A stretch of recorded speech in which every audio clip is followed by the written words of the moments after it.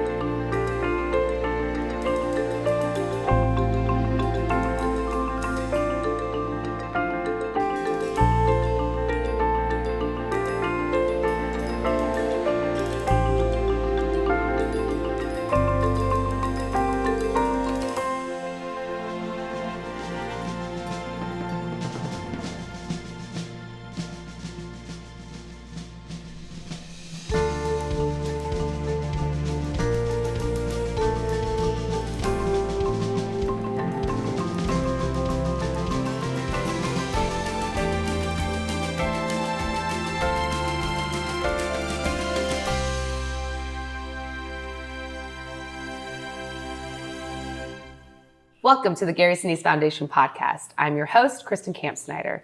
Today, I'm excited to welcome a remarkable guest, U.S. Marine Jason Ross. While on a second deployment to Afghanistan, Jason was catastrophically injured by an improvised explosive device, which caused the loss of both of his legs and such extensive injuries that it is a miracle he's alive. And that's quite a story, but it's a story post-injury that is truly extraordinary. One of unwavering resilience, grit, love of country, and homemade hot sauce. Welcome, Jason. I will say that there are plenty of animals, and I love it, that we have chicks in the back that you might hear, and probably see some of the red light back there. And how old are they? They're about 3 weeks old. 3 weeks old, and then there might be some dog action that are just gonna come over and give us some kisses, which I'm very excited about. There's 3 dogs running around. So. 3 dogs. I love it. All right, Jason, first off, what motivated you to serve? It's actually kind of a funny story. Okay. Well, maybe not funny, but it's just interesting. My uncle was Air Force.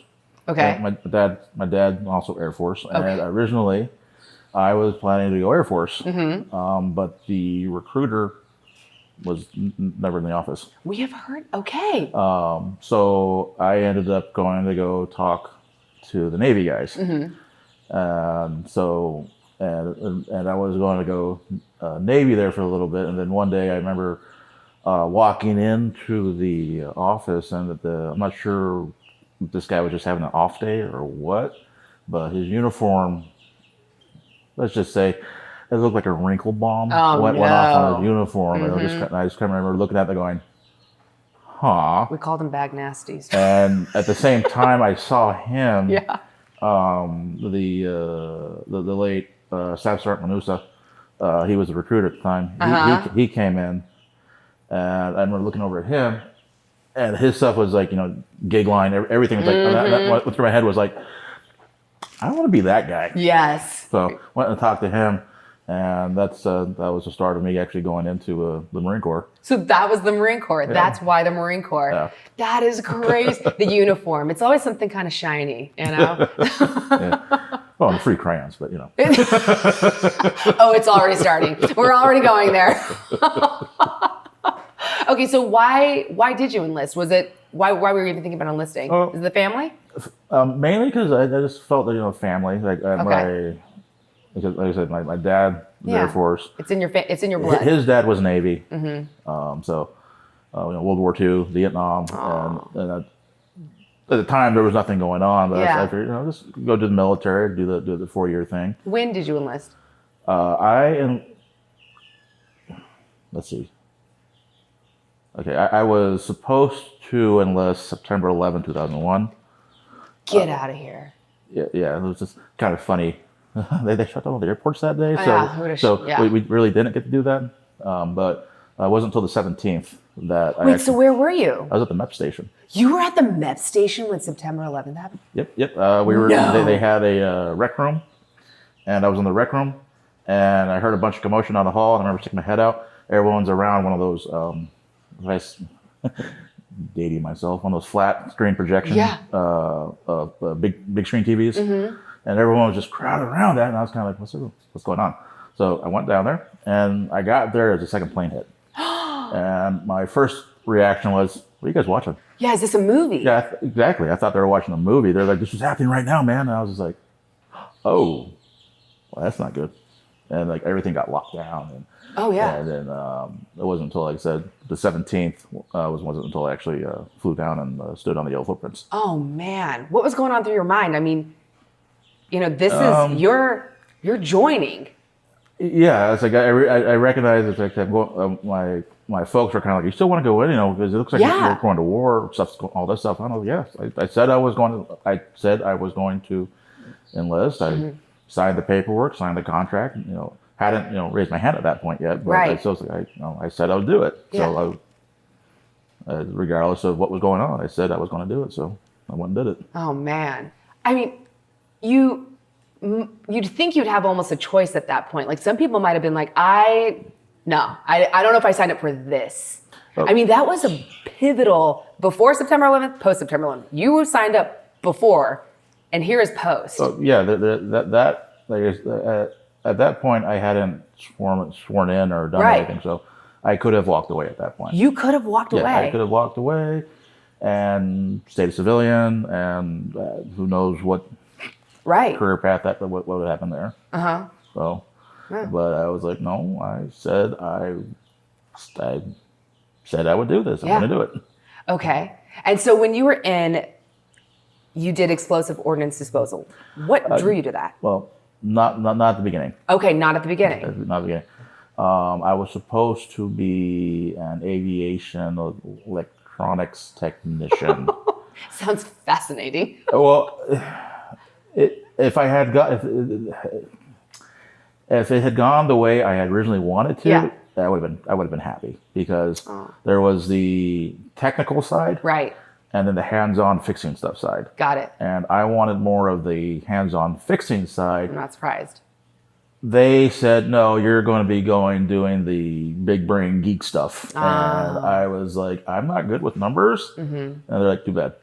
And so I didn't complete the school because the math started getting... You started mathing. The mathing was mathing too much and getting way outside my wheelhouse. And I was just so...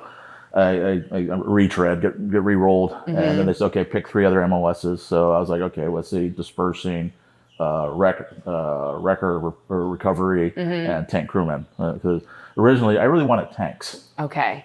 But kind of looking at now, I'm pretty sure a lot of people are like, well, why would you want to do tanks? Because I used to be 6'2". Oh man. So, yeah, I know. I can imagine. Hindsight, it's like probably not a good idea. Would not have been a good fit. Yeah, literally. But I ended up because remember how I said I'm not good with numbers. So they stuck me in dispersing. Okay. Which is finance. Which is all numbers. And numbers. So I was like, okay. And so I went from Florida, where the AVI school was, to North Carolina, where the finance school was, which wasn't super complicated. It was basically you learned how to fill out travel claims, how to make sure the pay stuff gets done correctly, and do the math, do all the math and all what you're supposed to do. Yeah. And so it wasn't super difficult. And then went to Okinawa. Okay. And then from Okinawa, I went to 29 Palms. And at that point, I was almost done with my first contract. Wow. And I had looked at EOD before. Okay. But at the time, they were only allowing like sergeant and up, and that was it. Or E5 and above. Mm-hmm. And so I was like, well, I'm only a E4. There's no way in heck I'm going to be able to do that. But then there was about, I think, 6 months left on my contract. Wow. EOD opened up for everybody. They're like, if you want to be EOD, as long as you're over 21 and you're not colorblind and you have a GT of whatever, I forgot what the minimum GT was. Mm-hmm. And you can put in a lat move package and get into EOD. And I was like, score. And so I said, I want to re-up and I want to do EOD. Why? And why not? Okay. Can you explain? Okay, you know what? I'm going to ask why not. Can you explain what EOD is to people who may not know what that is? EOD is explosive ordnance disposal. Say that again. Explosive ordnance disposal. Uh-huh. So non-exploded bombs, you have to... Munitions, anything, really. Anything, yeah. Because you are the military bomb squad. Exactly. So you could either be working on a range or you could be working in the mailroom. Okay. Get called into suspicious package. There's some funny stories with that one. I can imagine. I'm not going to go into it here. Let's just say some things that ran on batteries that got people. No. But I'm gonna cry. You know, I did the lap. I did the lap move in the EOD.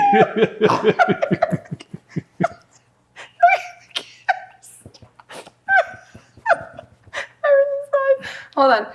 We're good. Okay. I'm too red for this now. Wait. Okay. Right. Well, the EOD school is in Florida, so I was back in Florida. Okay. And finished up that school. Mm-hmm. It's a hard school, the EOD. Yeah. On average, they say the attrition rate for the school is about 75%. Oh, wow. And so I went from EOD school in Florida, and I went back to Okinawa. Oh, man. Look at you. So I did another tour did another 2-year stint in Okinawa. Mm-hmm. And then got, from Okinawa, got stationed in North Carolina. Okay. Over at, okay, I'm going to say it how when I was in, how we were supposed to be saying it. Yes. I don't know how they say it now because it keeps changing. I know. Camp Lejeune. Lejeune. Okay. Because the family came out and said, this is how you pronounce it. It's Camp Lejeune, but okay. Lejeune. Yeah. There's no R. No.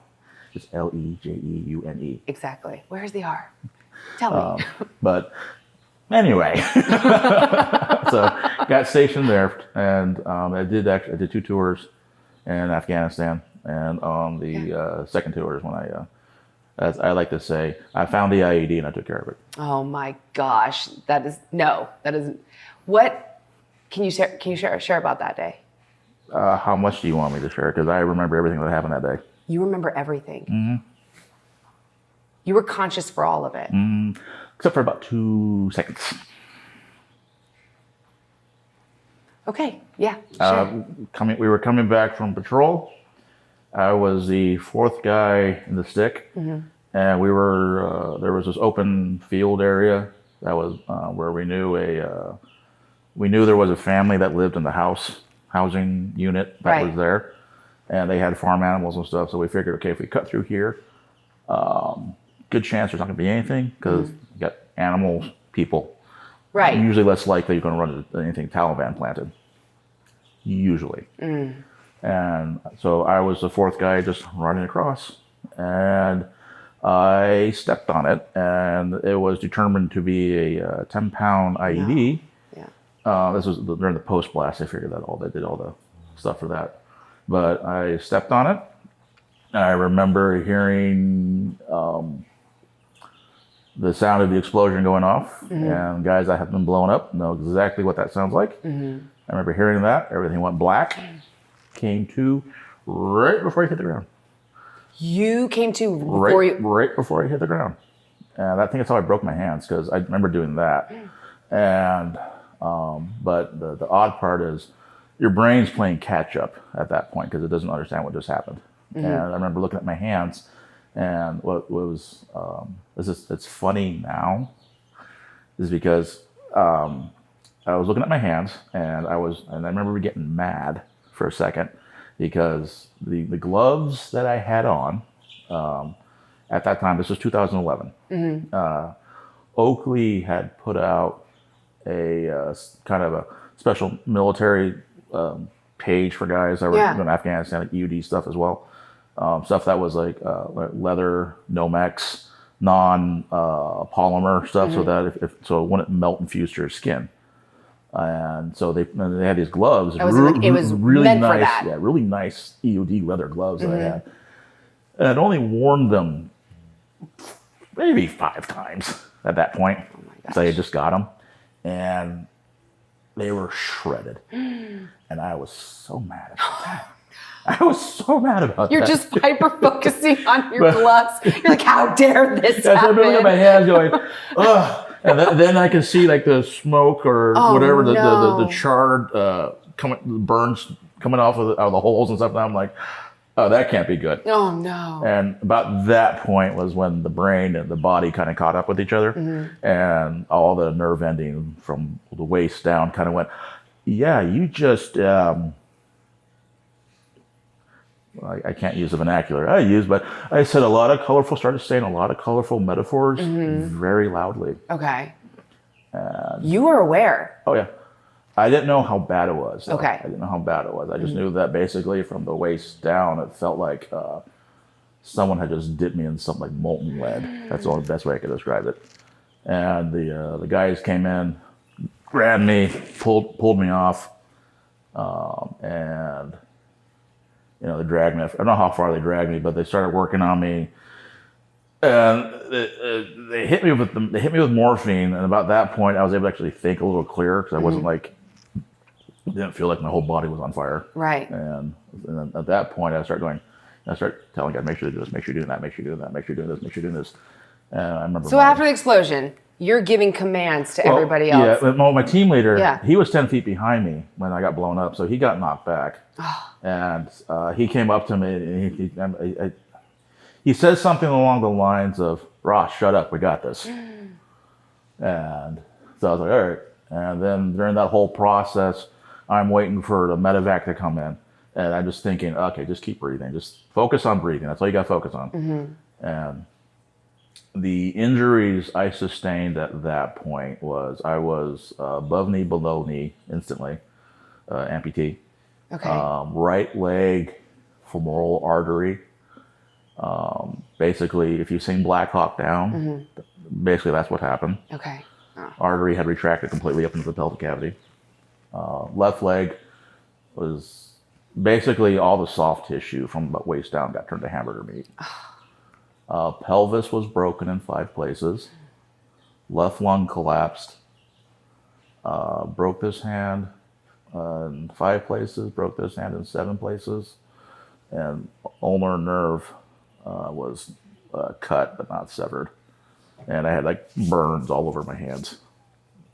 By the time the medevac bird got there, say within under 10 minutes.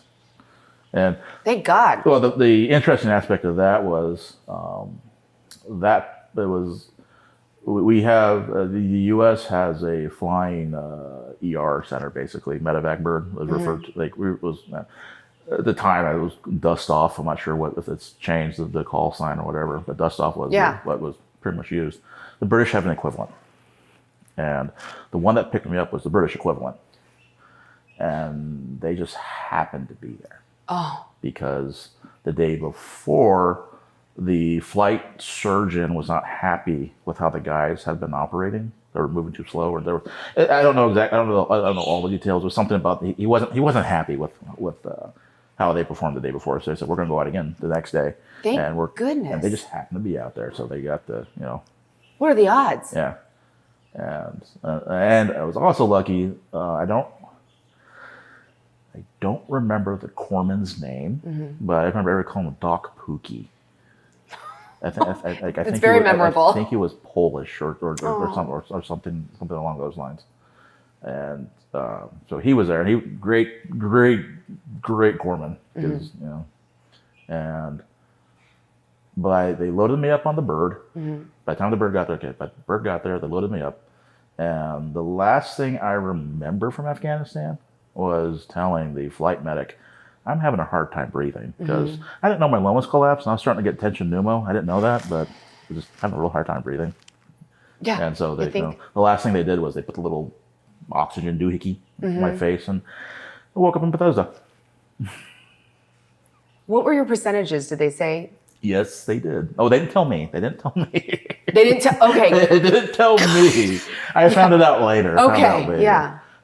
Initially, they gave me a less than 2% chance of surviving. Less than 2%? Yeah, less than 2% chance of surviving, because I from the battlefield, I went to, I think it was, what was it? Might have been, I think it was Leatherneck, then Kandahar, and then on to, what was that? Lunchtool. Yeah. But within a 3-day period of them trying to get me, or 72-hour period, or something like that, of them trying to get me stabilized, they put in like 62 units of blood. Oh my goodness. Apparently that's a lot. Yeah. You're like trying to record breaker? Like, no. Yeah. And during that time, I learned that my heart stopped twice, my kidneys shut down, and I went septic like 3 times or something. Like it was just all kinds of bad. I tell people, like, I've died twice. I died one time, and then I came back. I didn't quite know how I felt about it, so I tried it one more time, and I realized, I don't like this. Not for you. Thank goodness. But so it was 2%, and then they got me when they got me to lunch stool. I was still at less than 2%. They called my family, to fly out to Germany, which, if you're not familiar with casualty affair stuff, that's not a good thing. You're not going out there to help them back home. Right. That you're going out there to say goodbye. And they got me stabilized, and then they got me to Bethesda, as my parents were getting ready to fly out to Germany. Oh. So they got, my dad would say, he was at Bethesda longer than I was. Yeah. And in case anyone was confused, Bethesda is now Walter Reed. Right. So less than 2% chance to live. Like, those are not. Well, I got bumped up odds. to 10%. Oh my goodness. When I got to Bethesda. What do you think helped you survive? Well, between my family, knowing I have 2 girls. Yeah. And I'm sure God has a plan for me. Yeah. And still trying to figure it out, but yeah. also, like I said, I'm just stubborn. There is a level of that. I would say, as you know, I've known you for over a decade. Yeah, there might be a sliver of that. I exist on a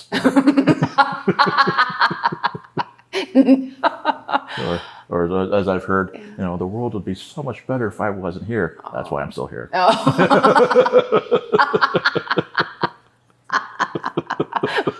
We were going to get to the humor part of this too. I've got questions there. What went through your mind, like, knowing that you're girls, you have young girls at this time? Well, I definitely wanted to be there for them. Yeah, that was one thing. I said, I got to be there for them. Mm-hmm. At least until they're adults, to just be there, make sure that I'm there to help raise them. Yeah. At least until they're adults. Mm-hmm. And that's kind of been the driving factor with a lot of stuff. It's just that I want to make sure that, get them ready for the real world. Yeah. I mean, you're a girl dad, you've got 2 beautiful, I still call them my babies, but they're, babies. Well, the funny aspects with the recovery stuff is that they bumped me up to 50% after I got out, after 3 months in the ICU. Oh man, 3 months in the ICU? Yeah, 3 months in the ICU. This is, I got hurt March 7th, 2011. So I got 3 months in the ICU. And at that point, they gave me 50%. even when I got put on general ward, and even when I left the hospital, the medic, they didn't tell me this stuff. I found this out later. Oh man. They told my parents, the doctors were telling, because of how catastrophic the injuries were and everything up to all the knowledge, general knowledge at that point in time, what they understood and everything. They told my parents that 2 years at most. They said 2 years. Now, I like to say, they didn't say which 2 years. Exactly. Oh my gosh. 2 years. So did it just keep getting worse? Yes. Yeah. From the initial injury in Afghanistan, a lot of guys who were over there who got hurt can probably attest to this. There's a bacteria that's over there. It's like a necrotizing, flesh-eating bacteria. So it's really hard to kill. And it just kept going up my leg. They had to keep moving more and more and more and more and more. Eventually it got to a point where, they're like, I remember them telling me, because I still had part of my left leg at that point. They're like, we can try to save it and you'll probably die, or we can take the leg and you'll probably live. How do you? So I was like, okay, take the leg. Well, I remember waking up. I remember when I woke up in Bethesda, that was 10 days after injury. That happened to be St. Patrick's Day. I just remember waking up and just being like,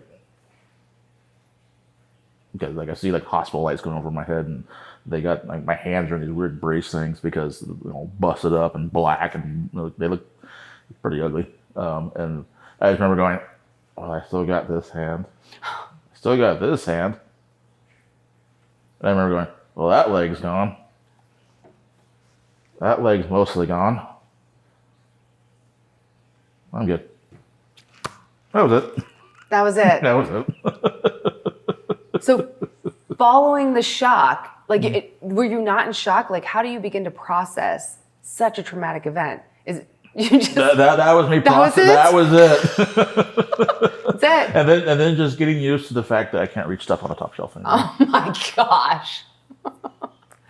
Well, just give you an idea of how my brain is, because at that point, everyone kind of that close to an explosion, all the other stuff that my noodles should have been scrambled. Yeah. They brought in a psychiatrist. I'm not sure if was he a psychiatrist? One of the wizards. he came in to talk to me, and I don't really like talking to them because I never really liked talking to them. And my dad was in the room too, and he's asking me the standard battery of questions you ask someone they've ever had concussions. Right. What's your name? Do you know where you're at? And the standard battery questions. And I recognized what they were, and I'm not answering them, and I'm starting to get annoyed with them because it's the same question 6 different ways. And then when he asked the important questions that got my humor side flowing at that point, because he asked me, well, do you know what day it is? And I was like, yeah, St. Patrick's Day. And he goes, well, how do you know that? And I was like, well, the nurses said they're going out drinking. So, and he goes, oh, well, what's the date then? And I'm like, March 17th. And he goes, well, what year is it? When he said that, that's when I got this look on my face. My dad saw it, and he was kind of, his reaction, he told me his reaction was like, uh-oh, what is he going to say? And so you gotta remember, this doctor I've never met before. He's never met me. He thinks, I just got blown. He knows that I've been blown up, suffered, a traumatic brain injury. And then he asked me, what year is it? And I look him dead in the face and I say, it's 1729. Oh no, clear too. Yeah, I was like, just 1729. What did he do? He kind of took a step back and just got one of these things. I went, I'm kidding. Yeah. It's 2011. It's 2011. I'm just yanking your chain. He's like, SOS! And he just happily escapes the room. Yeah. How many surgeries have you had? A lot. Man. In the beginning, I was having, in the first couple of months, it was,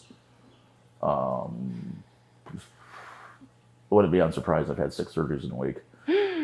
But I believe total at this point, at this particular junction, right today, I'm around 200 and maybe 50 procedures. Holy moly. Total, but like just surgical procedures. So For most people, the thought of having one surgery is absolutely terrifying. How do you prepare for each one? with humor. I can, like, when they're onboarding meds, depending on what they're onboarding, I can give them a countdown sometimes. Get out. Yeah. I mean, you could probably air traffic control them through it. Well, not quite. Like, propanol, I still haven't figured that one out because I could see it. They can inject it, I can watch it go up, and then I don't remember after that. But if it's not propanol, like if they're gassing me, I can give them a countdown because I'll start hearing a weird ringing in my ears, and I can give them about a 3-second countdown. I'll be like, okay, I'll be like, all right, 3, 2, 1, all right, bye, and then I'm out. That is crazy. I'm not sure if that's a good thing or bad thing. What keeps you going? My kids. Yeah. Kids, family. I'm pretty sure, like I said, God has a say in it somewhere. He's like, no, you kind of like, I don't want it too big. Yeah, you're here. Yeah. Recovery is both physical and mental and emotional. Oh yeah. What? Oh yeah. Yeah. That's one of the big ones. I remember during recovery at Bethesda, I know initially I wasn't super happy because I can't imagine that. It's a huge dynamic change, and I'm just kind of like what's my life going to be like at this point? And I remember seeing other guys who had some catastrophic injuries, not severe catastrophic injuries, not like my level obviously, because there's only been like 9, I think. I think there's still maybe only 5 that are still living. You are a living miracle. That's truly. But I just remember seeing these guys, and I remember one thing I saw, kind of a common thread I saw with some of the guys on the recovery, said they were all very angry. And I was just kind of like, I don't want to be like that. So I started trying to take on a more positive attitude, and I maintained that positive, try to maintain that positive attitude. Anytime I talk to guys who are hurt and stuff, I'd always try to tell them, try to keep a positive attitude. It sucks. I always tell them straight up, okay, look, I think the last guy I talked to was at Balboa. He had gotten a motorcycle accident, young Marine. He lost his entire right leg gone completely, ambipodectomy. And his whole family was there. They were all like upset that they're like all like kind of upset stuff. The kid just got It's hard. That's a major injury, Right? I come rolling in there and I'm all like, hey, how you doing? Like I come in rolling like this, and I remember looking at him and I'm like, oh man, I said, I can't use the language I used when I was talking to him because Marine to Marine. Oh yeah, we talk. We have a certain kind of a language. And I just remember looking at him, I said, oh, you're pretty messed up, huh? And he goes, yeah. I said, so what happened? He told me what happened, and I was like, I said, so you just the leg? He goes, yeah. How's your pelvis? It's still good. And I was like, and everything else is all good? And he's like, yeah. And I was like, oh, you'll be fine, man. And he's like, huh? I said, they make prosthesis. You'll be able to walk again. You're not going to be running, but you'll be able to walk again, man. And he's like, huh? So yeah, they said they make a prosthesis that, for if you got hip dysplasia, that, you'll be able to walk again. You're not going to be running. You're not going to ride your motorcycle anymore, but you'll be able to quasi-normal life. Yeah. You're able to just shine a light as someone who can sit there and say, wait, I understand. Yeah. And I told myself, I'm not going to lie to you though. The next 6 months, you're going to hate it. It's going to suck. You're just going to hate life because it's a totally new dynamic shift. And you're going to be hating every minute of it. But it gets better. You're the future version. Yeah. And then I told him just, make sure to keep positive attitude. It doesn't mean being positive doesn't mean you can't cry, you can't scream, you can't yell, you can't throw someone out a window. Just means you got to just keep that positive attitude going. Yeah, move forward, keep moving forward. You mentioned the spiritual part of recovery. That obviously is an important piece of the puzzle. Yeah, because my mom told me, like, I don't remember talking about it. My mom told me that when she was talking with me one time, that I told her that when I got hurt, that I remember there was like this halt moving walkway type thing that I remember being on, and I was like in full dress uniform, and as I'm going and I'm seeing the life, everything going by, and I remember that I told her that I saw my kids, and I had said, "No, I'm not ready," and I woke up. That's what I told her. So I don't remember that conversation. I was also on a lot of heavy drugs, but that's one of those weird things. It's like, You had a choice. yeah, it appears that I made a choice. So like, no, I'm not going to go. I'm not going yet. I mean, your injuries are so extensive, and to have that choice, I mean, it's just. Yeah, it's not that expensive. No big deal. No big No deal. big deal. As you know, this podcast is in honor of Mac, Gary's beloved son, who we lost in January of 2024. And throughout Mac's courageous battle with cancer, his family stood by him with such an unwavering love. His mom, Moira, was always by his side. His sisters, Sophie and Ella, brothers-in-law, Bobby and Cam, and his adorable and adoring nieces and nephew. And of course, Gary was his just unwavering advocate. In that same spirit of strength and support, your family has played quite a role in your healing. Tell me about that. Well, my dad was with me virtually since I got to Balboa Naval Hospital / now Walter Reed. He was there basically by my side for like 90% of my recovery. By your side. Yeah, he was there. He was like a constant. Yeah, always in the room, always asking questions, always advocating, because in the early stages of my recovery, they had me on at the same time. So they had me on IV. Make sure I get it right.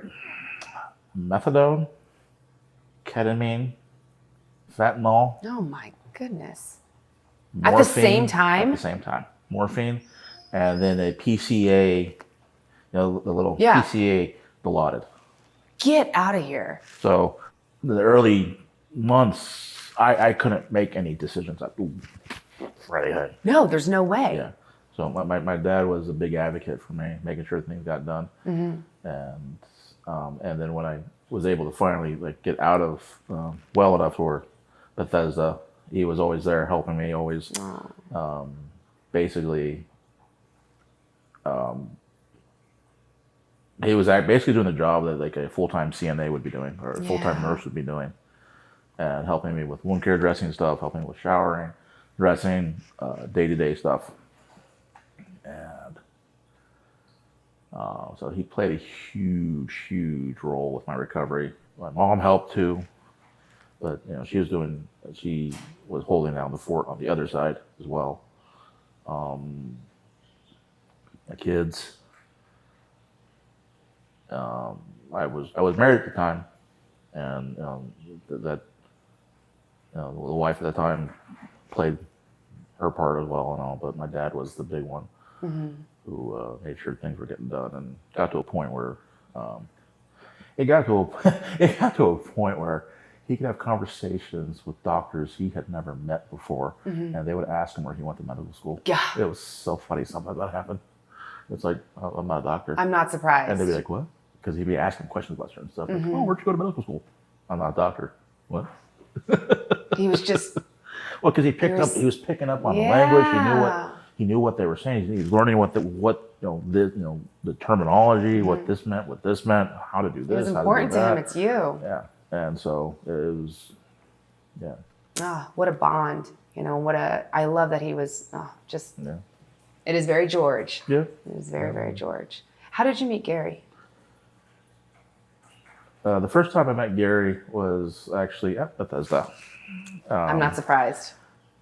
And he had come in and was, he told me that they were going to build a house for me and like all this that they were going to do for me. And at that point, again, like I said, at that point I was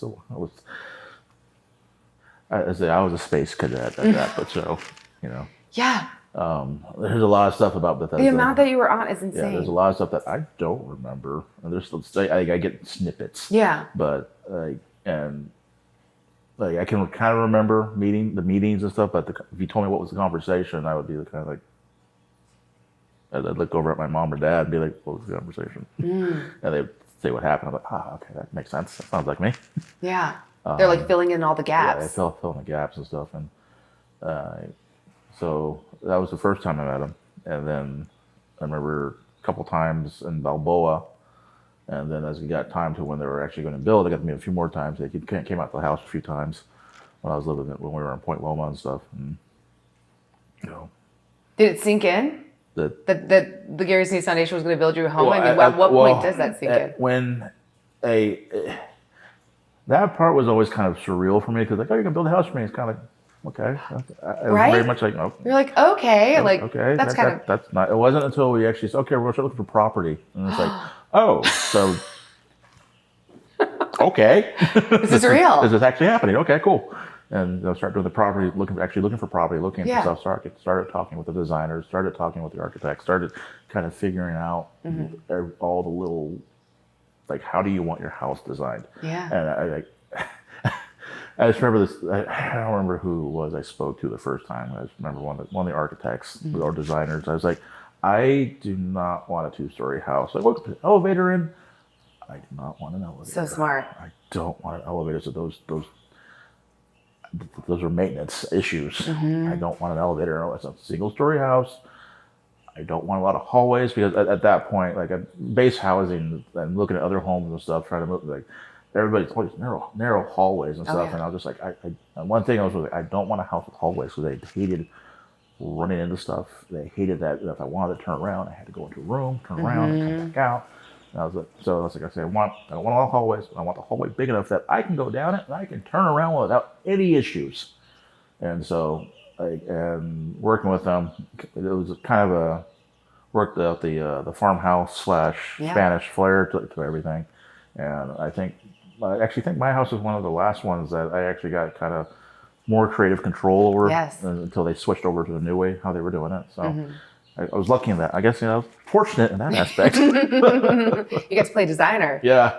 Well, in August of 2015, the Gary Sinise Foundation presented you your specially adapted, mortgage-free, smart technology home. How did that feel? Awesome. I mean, that's everything. I mean, how it's you get this mortgage-free house. It only cost me an arm and a leg. Oh my gosh! I got it for half off. Oh no! Did you have these in your back pocket? Like, were you waiting for this?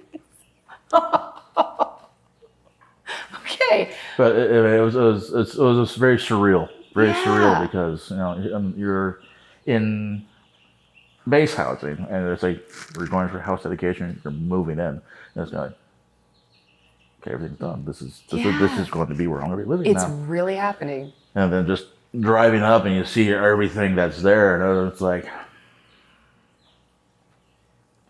yeah, like it's home. Yeah, it's definitely just like, okay, this is the end of one chapter. Right. The opening for a new chapter. Exactly.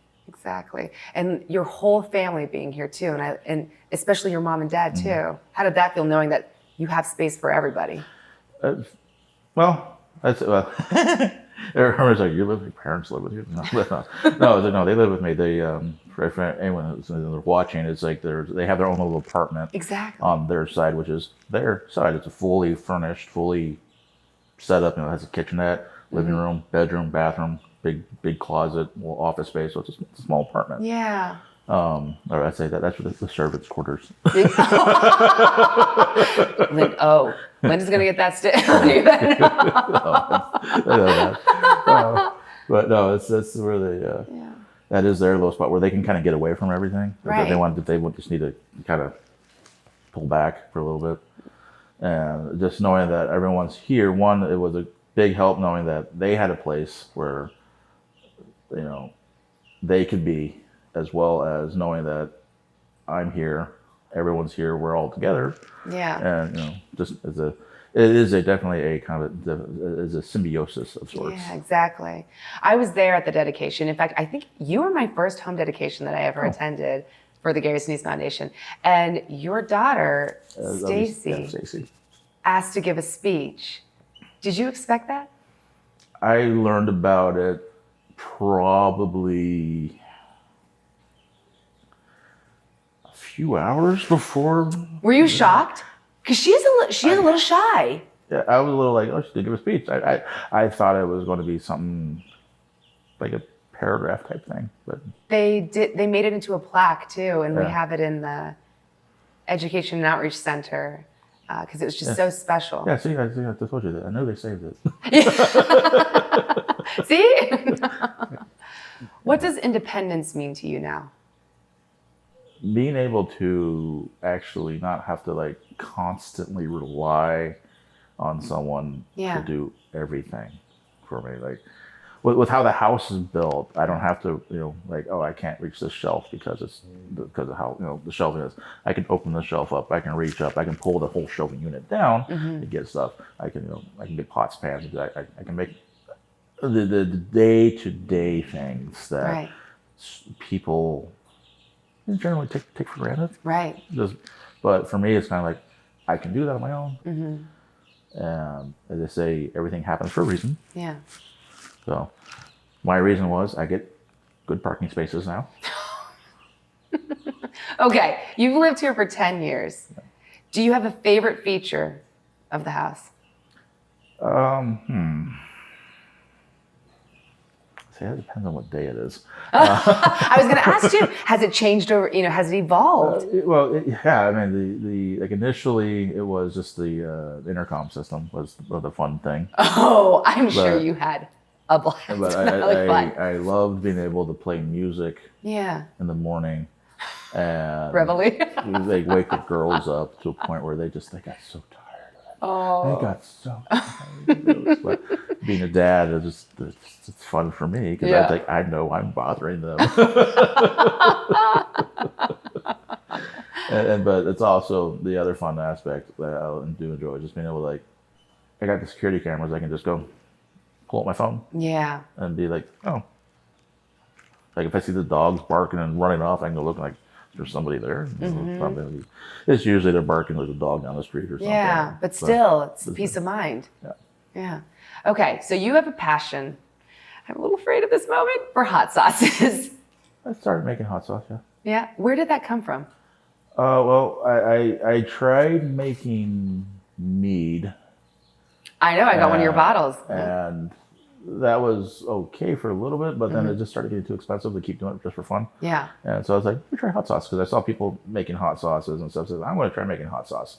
And I've been doing that now for about 5 years. 5 years. And I pretty much, I think I got it dialed in pretty good now on what I need to do. And I have a buddy. He was retired. He retired. I think he's retired EOD. And he's a hot sauce junkie. He's a hot sauce junkie. There's a passionate. I mean, it's a and so he's always asking me. He's always like, "Hey Ross, you got any more hot sauce?" And I'm almost out. And I'll be like, "I sent you 8 bottles, dude." And he goes, "I put it on everything." Really? He's the kind of guy who he'd probably put it intravenously if he could.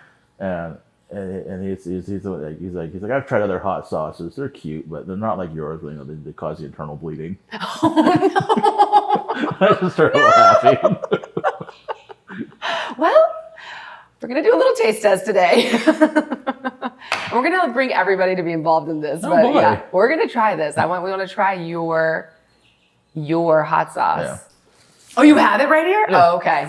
This is the working. Okay, this is the this. working logo. I mean, so Everything. Wait, crash pad hot sauce. Everything is going to burn. That's a little terrifying. Oh, I love this. This is good. yeah, Stacy helped me with that. This is so good. Oh, Stacy did? Yeah, she helped me with that. Oh, I love that. Oh, that is just, it's fabulous. It's so good. This is going to sell. Kip is a connoisseur of hot sauces. He is. He is. Okay. Everything is going to burn. Before I try this, did you add more peppers before I got here? No. What is the flavor profile of this? Like, what are the expectations? Well, I've kind of gotten a wide, I guess, kind of a range. Yeah. Different people have said different things. Like some people thought I smoked the garlic because it's garlic, honey, and the peppers that I use. Okay. And Well, that sounds good. yeah, and so it's pretty. I guess it's not. I don't think it's super complex. It's just usually just using just natural flavors of the fruitiness of the pepper itself, with the little bit of garlic and a little bit of honey. Okay. So they all kind of complement each other really well. And just I think it's part of the fermentation that I do with it helps bring more of the flavor out. Do you have a favorite hot sauce memory? Watching, I had someone try it who they were like, okay, they were really scared about trying it. Mm-hmm. And so they tried it and they told me they were going to send me a video of them trying it. They didn't. Oh no. Because they said, I was not going to send you that video. I'm like, well, why not? They said, I had snot and tears running down my face. Crying. I was not going to send you that video. It's like, incriminating. I am not surprised. Oh man. But they say that they're also like Midwest, so you know. Okay. Hot. Maybe not. It's maybe not like California's. We're hot. Spicy things kind of come with the neighborhood. Right. All right. So let's give this a twirl. Yeah. Oh gosh. Okay. We got these. Hold on, I got them. I got it. The prosthetic won't let me bend. Okay, so what we have, we do have, this is the hot one. Oh gosh. This is the less hot one. Got it. We're trying both. So. We're doing it. Okay. And so we're just going to put it on the tortillas and then we'll just. If you want to smell it first, just to kind of get an idea. Ooh. Oh. She's a little spicy. What peppers? I'll wait till we try it. Oh no. Oh no. I knew you would. Okay. Let's start with the milder one first, okay? So while we sample this, I want to talk humor. Okay. And you have a distinct sense of humor. I think that's, That's a nice way of saying it. I was going to say, maybe border's a little dark. I don't know, How important do you think humor is to not only recovering, but just life in general? Here we go. Oh, it's necessary. Necessary? Do you think is that too much? Oh no, you're smiling. It's fine. It's fine. No, you. Okay, if I don't make it out of here, Mom and Dad, I love you. Okay, cheers. Well, that's the mild one. No. What have we done? No. Stop. Okay. You came out fighting. This is good. It's good though. It's really good, but I don't know if my mouth's gonna feel the same way. When it goes down your throat. No. Don't touch your eyes. I know this. Yeah, don't touch your eyes. Oh. I've made that mistake when making this stuff. I thought I washed my hands really well. Yeah. And I did that. Oh no. Oh no. No. Okay. Oh, you're going in. Okay. Jason, thank you so much for coming on the podcast and just for sharing your story. But I know Mac would love this, and he would love everybody to come in here and come try this. And you all are trying this hot one, this very, very, very hot one. And as we do with every podcast episode, Mac will close out the show. But first, get on in here. You're all doing this with me. Come on, Tyler, you too. What are the peppers? Oh, no, you try it first. You have to do what I did. I'm gonna try the red one now. You're like laughing. Try this. Oh. Does it burn? Mm-hmm. Oh, yeah. That's This is the mild one. Yeah. Okay, should I just do one drop or does it matter? Yeah, one drop's good. Big drop. Can't hear, I want to share that with him. It's really good. Yeah, isn't it good? It's really good. That Okay. was good, but it's spicy. All right, you have to do it too. I did already did the red one. You did the red one already? All right, cheers. You didn't even make it. I know.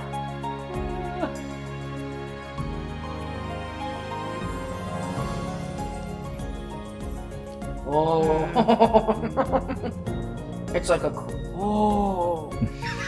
Oh. Oh no, it's going through my nose. Oh. Ghost pepper? Nope. Carolina Reapers. Oh my gosh.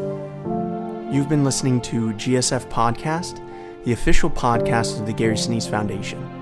If you'd like to find out more about what the foundation is up to, or if you'd like to make a donation, please visit GarySiniseFoundation.org. Make sure to tune in next time for more interviews, and thanks for joining us.